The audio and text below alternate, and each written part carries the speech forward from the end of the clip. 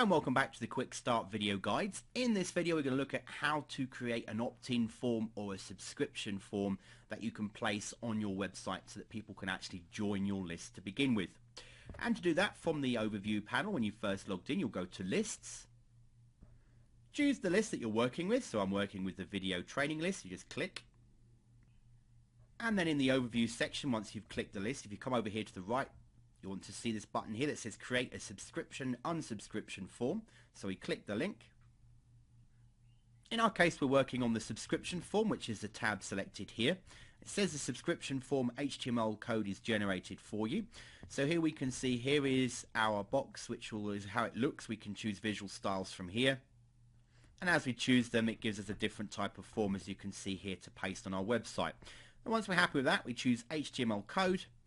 We take this HTML code, we highlight it all, we left click and hold it down and drag, we right click and copy it.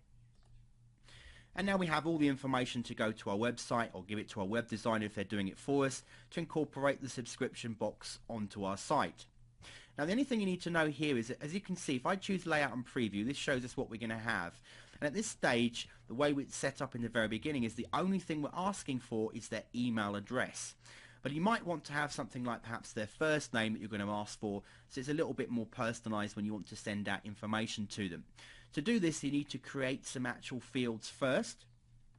These are actually called custom fields, and the way we get to do this, if we go back to lists, I'm going to do it from the beginning to walk you through. If we choose lists, now we want to choose the list we're working on, so we choose video training list in my case here.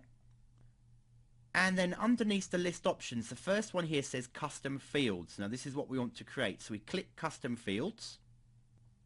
And in our case, we want to create a new custom field. So over here, the second tab, create new custom field, we click and we give it a name that's relevant. Now obviously in this case, I'm going to ask for someone's first name, so it makes sense to call it first name.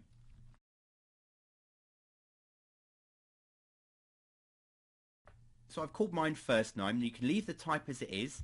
Default value, this is if you want something to appear in the box to prompt someone. So if you actually want it to say first name in the box or something like that, you can put a default here. But as the description actually shows in the form, the name first name, we can actually leave that here as it is. Now something you need to be mindful of is that if you're going to create multiple lists and you want all of them to have a first name field, for example, you can use a checkbox that says make this custom field available across all your lists. Now be careful when you do this because the setting can't be changed. But when you're creating things that are generic that you're likely to want in all your lists, something like first name, it's a good idea to check this box, because then when you create other lists or other autoresponders in lists later, you'll have this field available to you rather than you having to create it every time, which can get really messy. So for something like first name, I'd recommend here that you check this box. So down here you can see before we create the custom field, it says make this custom field available. So we check this box here and then choose create custom field. If you created a field that's going to be just unique to this list and you wouldn't normally use it, then don't go checking this box because you don't necessarily want it across all of your lists. So create custom field. And as we can see, the first name field is now created. We can use that in our lists. So now we go back and we actually create the subscription form once again, because we didn't save the last one. So we'll create the subscription form. Once again, we can choose the visual styles to change it if we want to. So I'm going to keep with my blue one here. Now we want to go to the options tab here. It says fields. If I click first name, the one we created, and apply the settings, when I now go back to my layout and preview, you'll now see that I don't just have email address, I also have the first name. So now on the form, I have this information, and I can now go ahead, get the HTML code, left click and drag all the way down, right click and copy, and I can paste it into my website. So just to show you quickly, here is a blog, because you can paste it on anything you like. This is just a blog here. We can show the visual side of it. That's the text side that we paste it into. So I've pasted my form, I just go ahead and I publish, in my case in Word, so I'm just going to show you quickly. I'll put it to my site, view the page, And you can see it says join our newsletter. There's the form, and now the person could go through and actually join and sign up.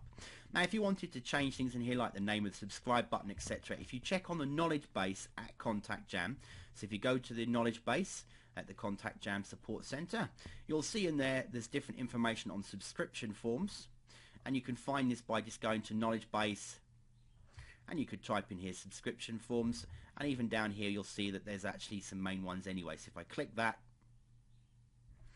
just how can I use my own graphics? If you wanted to have a button, so for example where it says subscribe here, if you wanted to show an image button, we walk you through how to do that here through the knowledge base. And that's it. You've created your sign up form. You're ready to go to get subscribers to your lists. Thanks for watching.